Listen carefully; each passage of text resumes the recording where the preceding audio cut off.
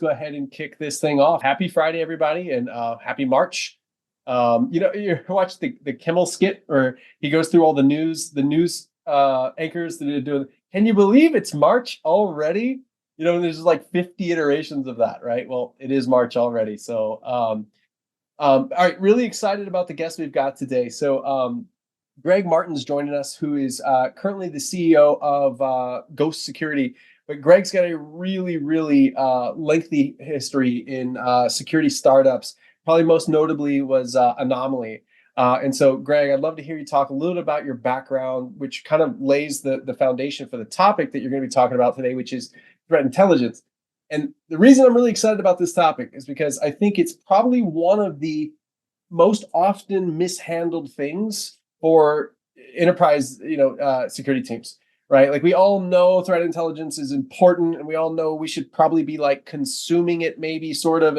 But I think very few folks figure out what's the right balance. What platforms exist, but more importantly, like which threat feeds make sense for an organization to leverage. And I mean, there's just so many confusing things around this idea of threat intelligence. So, Greg, I'm super stoked to be chatting with you today. Thanks for joining us. Cool. Thanks for having me, guys. Do you mind if I share some slides? I have put together something just to follow along. Help remind me what to talk about. Totally fine, Greg. Yeah, we try to keep it informal, but if it's some visual aids, that's fine. That's all it is. We'll keep it keep it informal, or I can just read from them on my screen. But my name is Greg Martin. As Eric mentioned, I'm the co-founder and CEO of Ghost. We do API security, cloud app security. Prior to that, I was a hacker and cybersecurity technologist, like many of you. I founded a company called ThreatStream, which got renamed to Anomaly. I started that in 2012. It is largely credited with being the first threat intel platform.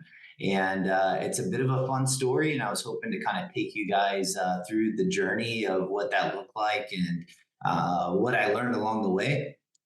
And it's just a bit of a storytelling, a little bit of looks like I can't share the slides Oh, right now. here, yeah, I Uh, can I can set you up to be able to do that. Here you go. okay, awesome, awesome. There you go. Yeah, thank you. Right, perfect. All right, let's everybody see that. Okay. Indeed. All right, my old drinking days. It's been a while since I had a glass of wine, so it's a fun picture.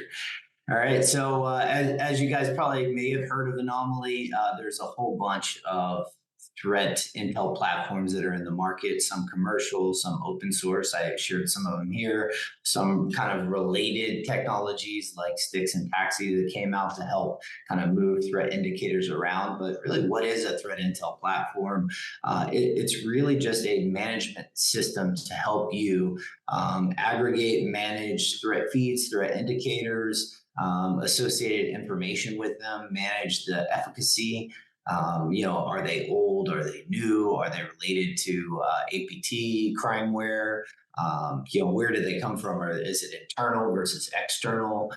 So you need something to manage all that data. And some organizations opt to build their own, right? Or use something open source. I'm going to kind of run you guys through a little bit of the origin story, and then we can, have a bunch of questions, and I'll try to pay attention to the chat.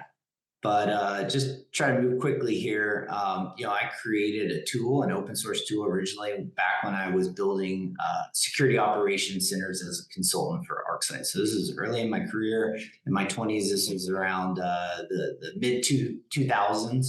And as I was building out these SOCs at large organizations like Walmart and Chase and Wells Fargo, we were really having a lot of fun. But I noticed that, there was not a quick way to show value in a product. And I had this idea, what if create a little Python script that pulled some, no malicious IPs and domains related to command and control, and pumped them into the SIM for correlation. So anything going out of the SIM, whether it's a firewall log or NetFlow or something that had a match with one of these known IPs or DNS, indicators, then go ahead and just, flag an alert. And I didn't know at the time how, successful or wildly popular it would become. That tool was called ArcOSI. I released it. It predated GitHub, so I actually released it on Google Code. That was the only kind of like major open source repository at the time. And I released that, and I was actually put a Google Analytics tag on the open source site. So I was looking at who is downloading my script. And within a year of kind of releasing it and publishing it, I saw that, Bank of America, Chase, some federal government and military organizations were using it, government of Israel, Department of Defense, Intel. The list goes on and on. It was like 500 crazy organizations. I was like, wow, this is really interesting. All these people are using this tool. So maybe there's something here. So I started ThreatStream. We had just sold ArcSight to HP, and nobody wanted to stick around because it was a miserable environment to work in. Going from a cool, high-tech, fast-moving startup to a big behemoth where, when they issued my email, it was greg.martin3@hp.com. And I was like, well, that stinks. Maybe there's not enough room for me here. So I started ThreatStream, moved to Silicon Valley, got funding. It was really exciting. And so that was fun. And we started to build a premium version. That was the idea for, okay, let's go from the script that's just pulling threat indicators and shoving it in the SIEM, and let's create an application with a database. Let's figure out how to manage these. Let's pull in multiple feeds, both open source and actual threat feeds that people build at companies, and help organizations really manage these.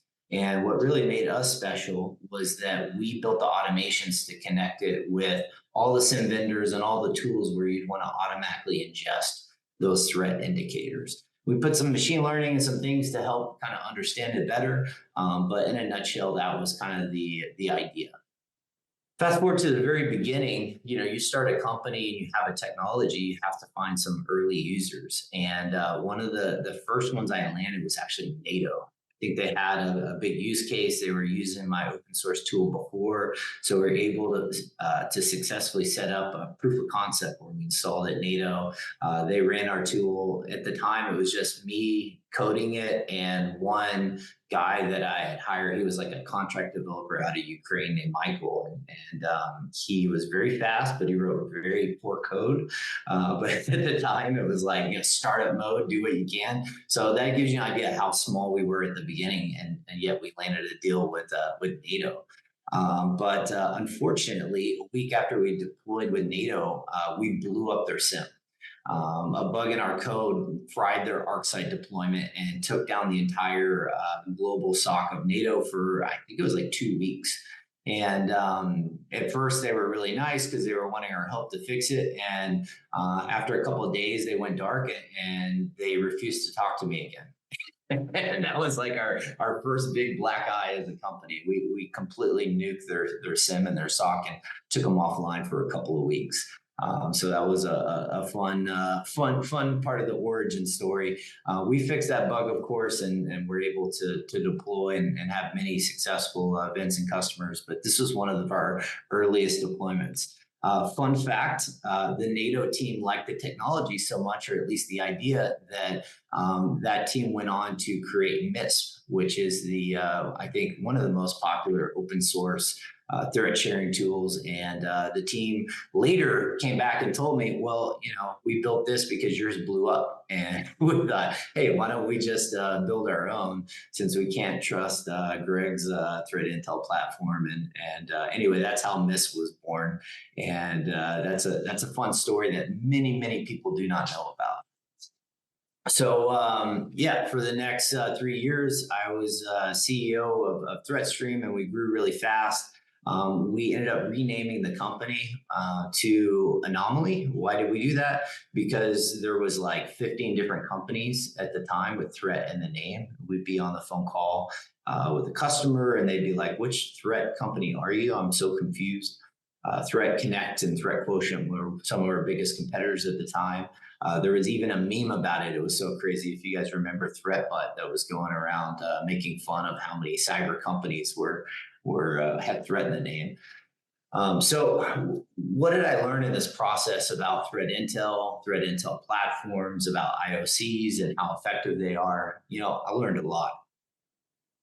First of all, I think that IOCs in their atomic form are great if you can really quickly get them out to your defense security control. So machine to machine, if you have a way to automate that, I think it's really helpful because you are shortening the mean time to detect, mean time to response by automating the process of getting new intel out and feeding it to whatever security controls you have, like a SIM, like a WAF, like a firewall, what have you. If it has the ability to ingest threat indicators, it's like supercharging your threat detection by adding another layer outside of just things like signatures and detection engineering.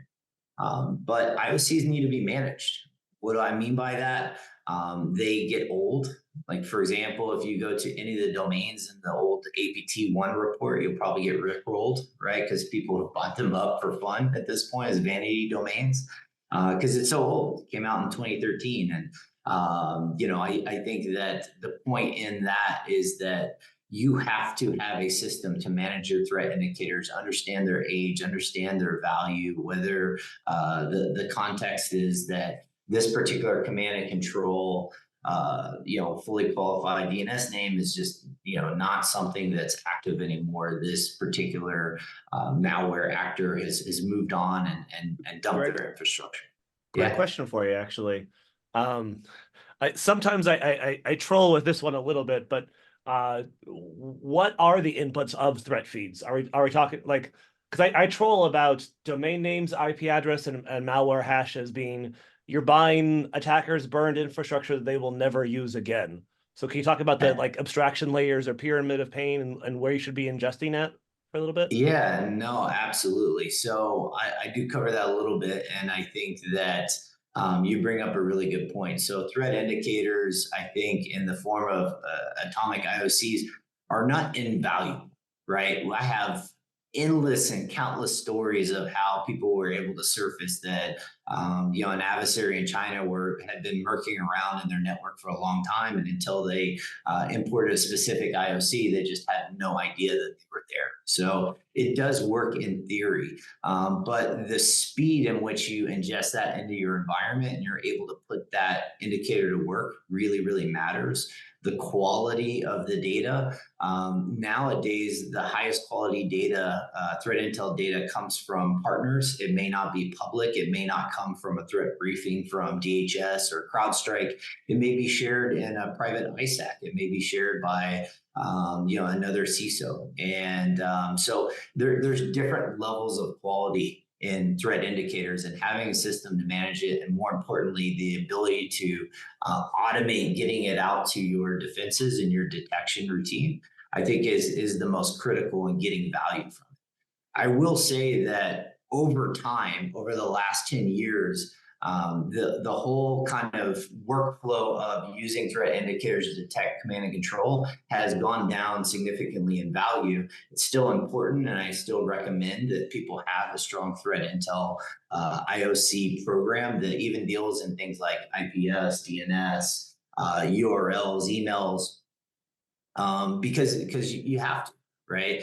But now, as things have moved and attackers have adapted to these types of defenses, obviously things like ransomware don't use command and control at all. Right. They give you an address to pay your Bitcoin, and that's it. Right. There's no beaconing going out to some DNS or have you.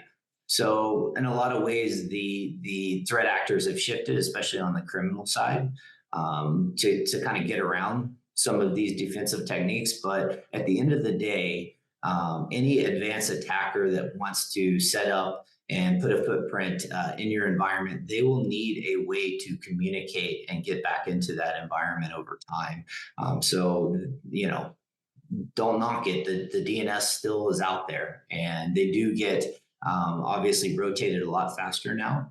And that's why I think automation and getting it out and having a way that you can get the data into your environment via sharing, whether it's public or private, I think is become much more important today than let's say 10 years ago when we first created this technology. Is that fair answer, Jeff? Yeah, I think so. Oh, and Yeah, one and more question in the chat. this is about, not a sales pitch either for threat intel platforms. I haven't worked for the company in many moons, but this is no just worries. more of a history lesson, and I think it's really smart to poke holes in this stuff because I do think that a lot of threat feeds were oversold as having value. Norse, if you remember those guys with the poo-poo map, they were kind of like built on this whole idea that, hey, we'll give you this IP feed that's amazing and we curate it from all over the world, and it ended up being trash. So there's definitely some snake oil in this industry, and you have to know about it. There's an option that I don't think a lot of folks know about. I'm sure a lot of folks have heard of the company Gray Noise, but there's a free service that Gray Noise exposes that I think is like one of the greatest things, right? So since Gray Noise is basically running these honeypots all around the world, and they're basically picking up on the background noise of the internet, right? They're oftentimes one of the first ones to know which IPs are looking for a particular exploit or a vulnerability, right? And they're slinging exploits at systems of the internet. And what Gray Noise will allow you to do, and I think this is like I'm surprised this is free. They could have charged for this and they don't. Is you can create a free account in Gray Noise and you can basically craft a query for IPs that are attacking for this known CVE, and then you can publish like a lookup list, a table basically of all the attacking IPs, and then you integrate that with your SIEM using your free API key. You connect your SIEM to it. Now your SIEM is using those IP addresses as a lookup. And like what I love about that is it's living data, because Gray Noise is adding to that list, taking things off that list, right? And so it's living data. Now, obviously, even that still has a shelf life, right? But that's one that I just love to share because the cost is nothing, and you can be very targeted. It's not a feed that some organizations just given to you, like the FBI with a 14-page PDF with some IP addresses in it. It's like, no, it's machine to machine. I can just hook it right into my SIEM. Use it while the CVE is still relevant, and then turn it off when the CVE is no longer relevant, right? So that's a pretty low barrier for folks trying to get, at least on the network side of the Intel feeds. But really interesting insights here, Greg. And yeah, and I'll nuke the slides. I was just going to say there was a mention of pyramid of pain. I just want to give a shout out to a company called SOC Prime that just full disclosure I sit on the board of. But the reason I got involved was I was so impressed with what these guys do. They do kind of detection engineering as a service. And when you think about how to mature your threat intel program internally, you want to start, getting beyond IOCs at the IP and domain level and move to things like, how do I detect TTPs that are common within specific threat actor groups, and being able to use things like Sigma, if you guys are not familiar with, which is like a language that you can import detection engineering from things like Splunk to other platforms. It really helps you level up to figure out how to create more high value threat intel over time by focusing more on TTPs rather than just handling and slinging machine grade data like IOCs. I just want to make that point really quick before we popped off.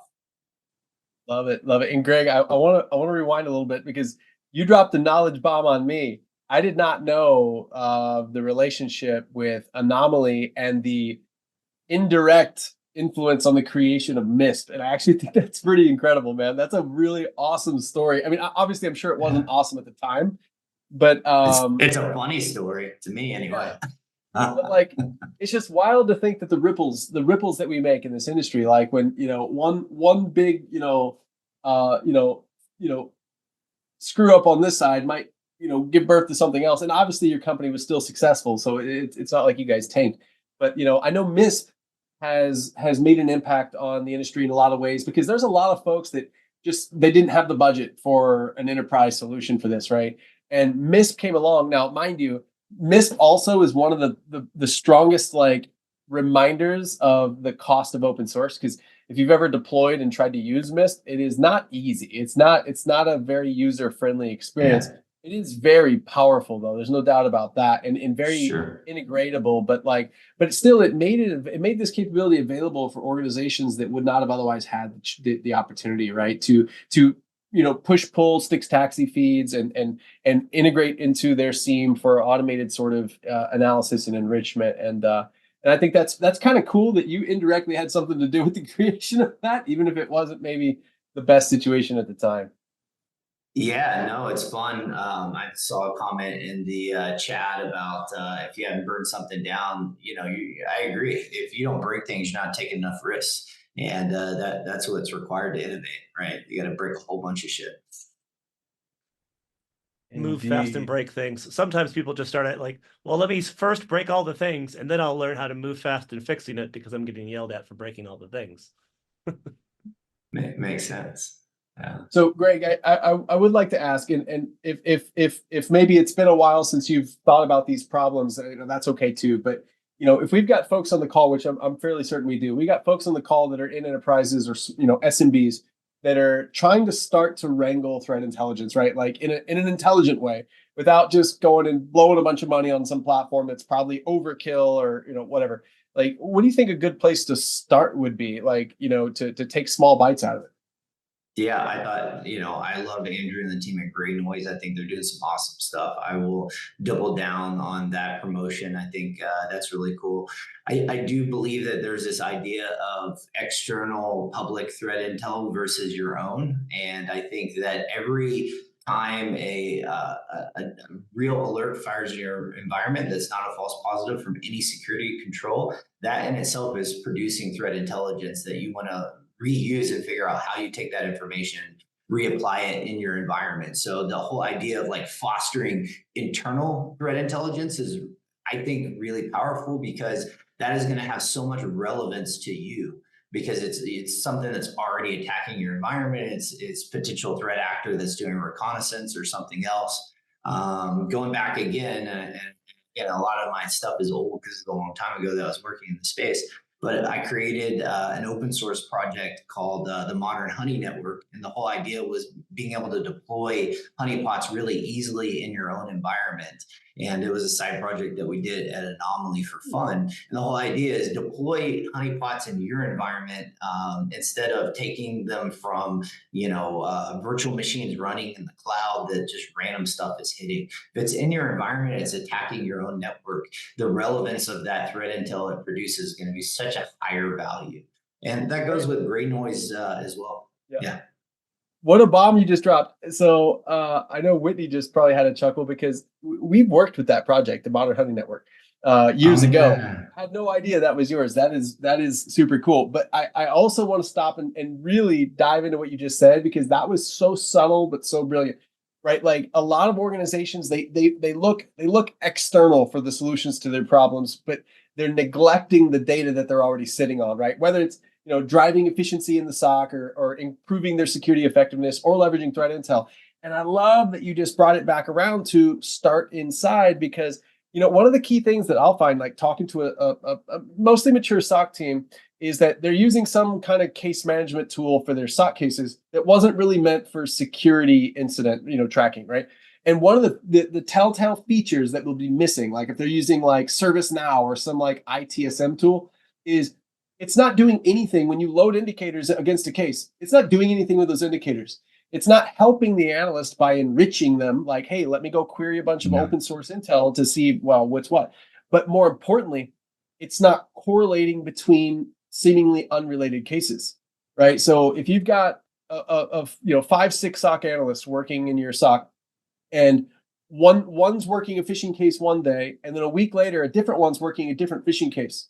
They're not communicating, and there's no hive mind here to suddenly recognize, wait a minute, there's something in common with these two phishing attacks, which we are treating as individual incidents. But the reality is there might be one common indicator that would have tied these together, as well as 3 or 4 others we've seen over the last several months that would help us understand, no, this is a campaign. These aren't opportunistic drive-by phishing attacks. Like we're under attack by a persistent threat actor because they are continually trying to get in, and they're going to continue trying until they succeed. And the failure to identify that campaign is key. Like if you just treat all these fires as unrelated, you're never going to find the arsonist in the corner with the gas can, you know? And so I love that you start there because I think that is the right answer. The right answer is, how well are you even creating and using your own indicators, your own threat intel internally before you start drinking from someone else's fire hose and you're not even sure how relevant that feed is to you. I think that's actually really insightful, Greg. That was solid. I dig that.